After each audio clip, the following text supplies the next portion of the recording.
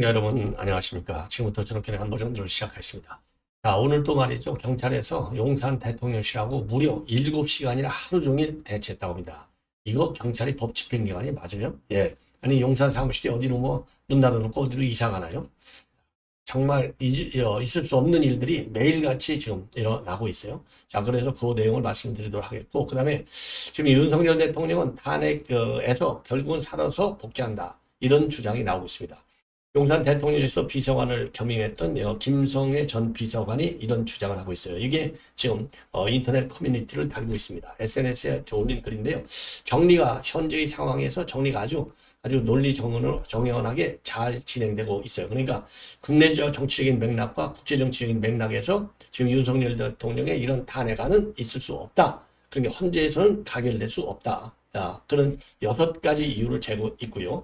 그 다음에 이와 관련해서 우리 국내에서 이 헌법 이 전문 교수들이 유명한 교수들이 많은데요. 그 중에 제일 원로 교수 중에 한 분이 뭐 옛날에 이제 김철수 교수였는데 뭐 자타가 공인하는 뭐 헌법 하면 김철수 교수지 아마 서울대 이쪽 이 문과계통 다녔던 학생들 중에서 아마 김철수 교수 법학을 전공하든 안 하든 간에 안 들어본 학생은 아마 거의 없을 거예요. 저도 뭐 들었는데 어쨌든 지금은 이제 이 허영 경희대 교수 이분이 또 굉장히 유명한 헌법학 교수 중에 하나예요. 이제 원로에 속하죠. 왜냐하면 문재인을 가리켰으니까 원로 교수에 속하는데 이분이 최근에 중앙일보 칼럼을 통해서 요거 헌재에서 이거는 기각돼야 되는 게 맞아. 이게 내란죄가 성립이 안 되는 거야. 뭐 저도 여러 차례 말씀드렸지 않습니까? 여러분들도 공감을 많이 할 거예요. 자, 그래서 중앙일보 이 칼럼에 나와 있는 허영 교수의 이 의견 여기저기서 많이 인용이 되고 있어요. 허영 교수의 의견은. 근데 중앙일보 칼럼이 아무래도 칼럼이다 뭐 보니까 좀 자세하게 입장이 좀 구체적으로 나와 있어요. 그래서 이런 것도 우리가 공유해야 되겠다 이런 말씀을 드리고 싶고 그 다음에 이제 우리 국민이 내일 의총이 열립니다. 여기에서 비대위원장을 이제 선임을 하게 돼요. 그래서 지금 이제 거명되고 있는 한 대여섯 명의 인물들인데요. 대부분이 다 4선, 5선의 중진들이 거론이 되고 있다. 그리고 외부 인사는 거론이 안 되고 있다. 이런 지금 보도가 나오고 있습니다. 자, 그러면서요. 색다른 인물 중에 하나는 원희룡이가 다시 비대위원장으로 거론이 되고 있다고 합니다. 자, 그래서 요 관련 내용을 또 정치인 뉴스 아주 중요한 뉴스 중에 하나가 아니겠습니까? 자, 그래서 이러한 내용을 가지고 여러분께 말씀을 드리겠는데 우선요 오늘 대통령실 경호처하고 경찰하고요 경호처의 서버를 압수수색해야 되겠다. 왜냐하면 국방장관이 이제 경호처장을 하다가 갔잖아요. 자, 그러다 보니까 이제 불가분의 관계가 있는 것이겠죠. 그래서 이제 압수수색을 하겠다라고 지금 경찰이 오늘 나섰는데 7시간 하루 종일 대처하다가 빈소로로 돌아갔다고 합니다. 그럴 수밖에 없겠죠. 그리고 용산 대통령실에 대해서 헌재로 서류를 보내긴 보냈는데 윤 대통령이 받았는지 안 받았는지는 통보를 안 하고 있다고 합니다. 그래서 아직까지는요 송달이 아직 안 된 걸로 그렇게 알려지고 있어요. 자, 그래서 지금 이제 이 헌재 요 관련 내용이 이제 굉장히 중요하고요. 자, 그래서 이제 그쪽은 경호처에서는 앞으로 어떻게 할 것이냐 요게 이제 상당히 관심 사항인데 경호처에서는 지금 이제 내일 가서 다시 한번 얘기를 하겠다. 내일 얘기해보자. 그래서 일단은 오늘 돌려보냈어요. 그 얘기는요, 결국 이제 헌재에서 이거 기각될 것이 분명해 보이는데, 법리상으로 보면, 이게 지금 이미 여러분께 요 앞방송에서도 말씀을 드렸듯이, 요게 헌재가 말이죠, 민주당에 접수된 것이 아니냐, 이런 글들이 지금 많이 인터넷 커뮤니티에 나들고 있어요. 그래서, 경호처에서도 이걸 적극적으로 말이죠. 협조하기가 굉장히 어려운 상황이 아닌가 이렇게 판단이 됩니다. 제가 보기에는요. 이재명이 재판 지연 전략을 쓰는 걸 보면 우리가 순수하게 법대로만 쭉 따라간다. 그러면 결국 우리가 손해보는 것이죠. 제가 그래서 항상 제 말이 뭐 꼭 맞는 건 아니지만은 원칙적으로 전 대한민국 정치 국면에서는 상호주의로 가야 된다. 이재명이가 끝까지 재판 지연 작전을 쓰잖아요. 끝까지. 예, 상상을 초월하는 아주 더러운 재판 지연 작전을 쓰고 있지 않습니까? 그래서 우리도 왜냐하면요 지금 핵심이 대한민국의 운명이 어디서 결정나냐면 어느 쪽 재판이 빨리 진행되느냐가 결정타예요. 제일 중요해요. 법리적으로 죄가 안 되느냐는 나중 문제고 재판이 먼저 진행되는 데에서 운명이 결정돼요.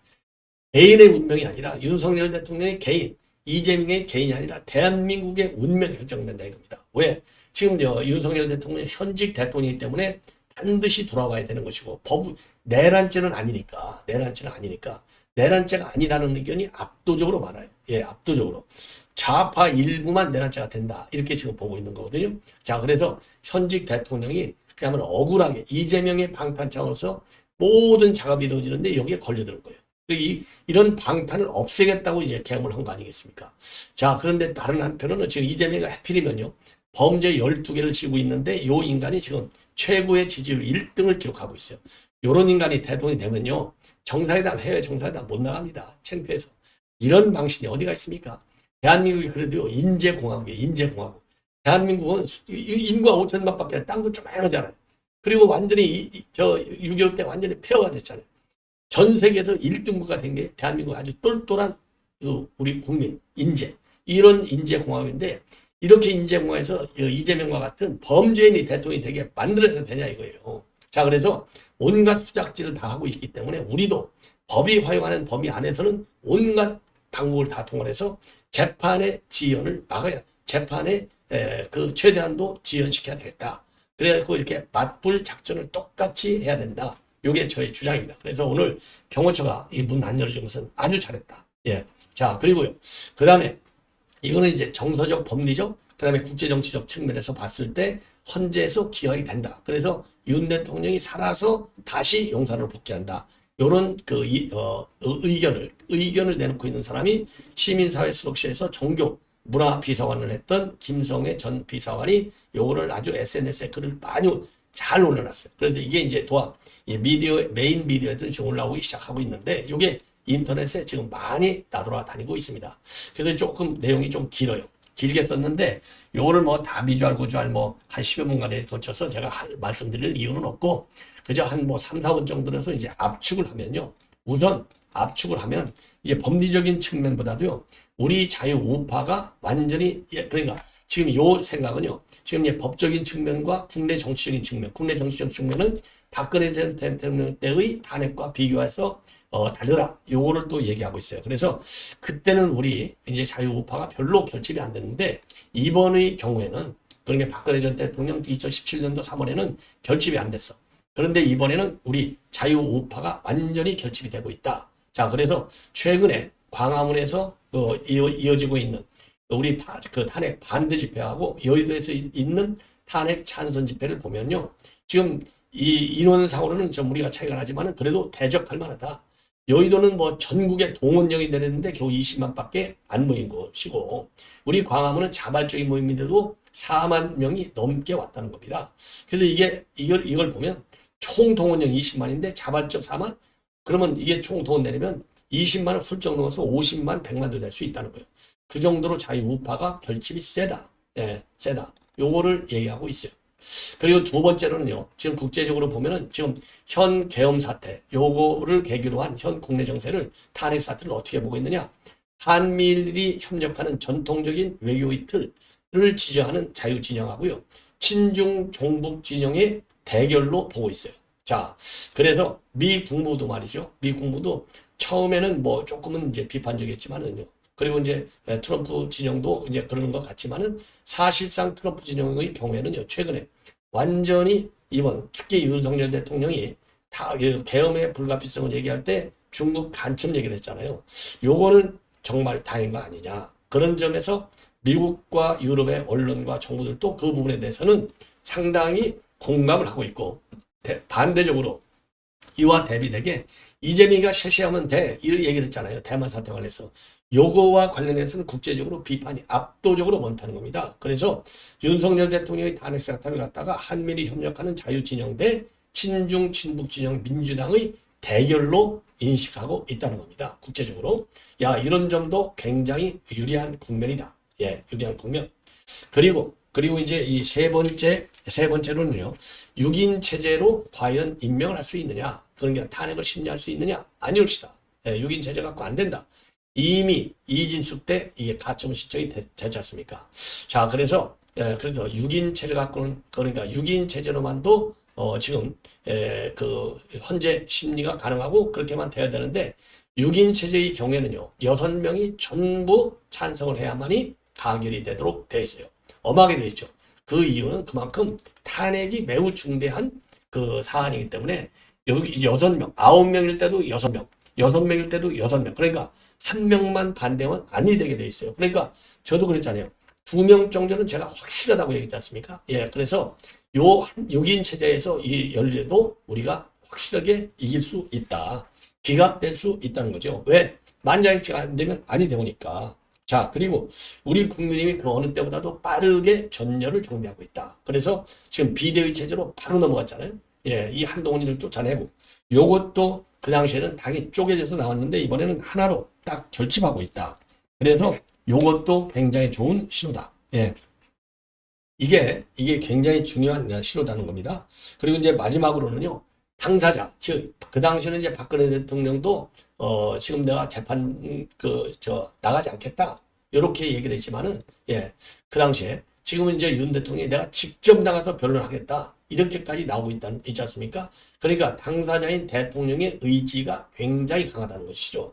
그래서 이런 한 6가지 정도를 보면 윤 대통령은 돌아오기에 법리적인 측면에서나 당사자의 그 의지 면에서, 즉 반드시 이거를 무죄인 행위이기 때문에 무죄를 받아내겠다고 하는 대통령 의지가 그 어느 때보다도 크다는 것이죠. 그래서 윤 대통령이 돌아올 확률은 그 어느 때보다도 크다고 아니할 수 없다. 이게 이제 그 김성애 비서관의 결론이 되는 겁니다.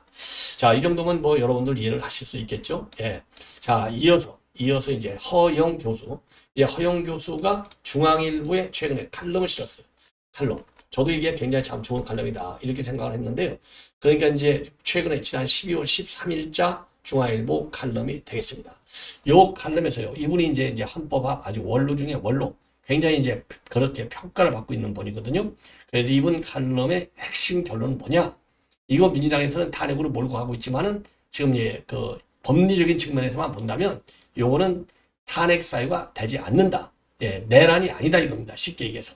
예, 실패한 쿠데타. 이게 대표적인 그러니까 실패한 이 쿠데타인데 이게 그렇다고 해서 내란죄가 되지 않는다. 그리고 요 내란죄가 되지 않는 걸 보면은요. 세계 헌정사를 살펴보더라도 이번 사단이 이제 그 일부 위헌위법성은 조금은 있지만은 내란죄로까지는 가지 않는다는 겁니다. 내란죄로. 그리고 직권남용죄도 그렇게 쉽게 성립된다고 볼 수 없다. 예. 그래서 형사상의 특권, 그러니까 수사할 수 없다는 거잖아요.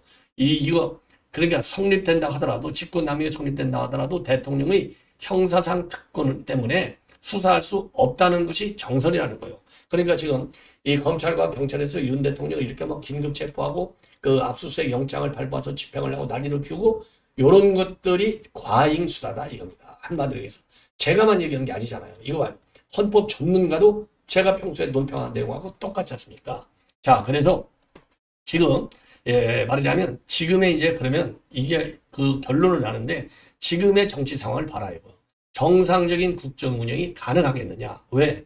이재명이가 검사 장관 탄핵을 16번이나 남발했고 헌정사상 처음으로 감사원장까지 탄핵했어요.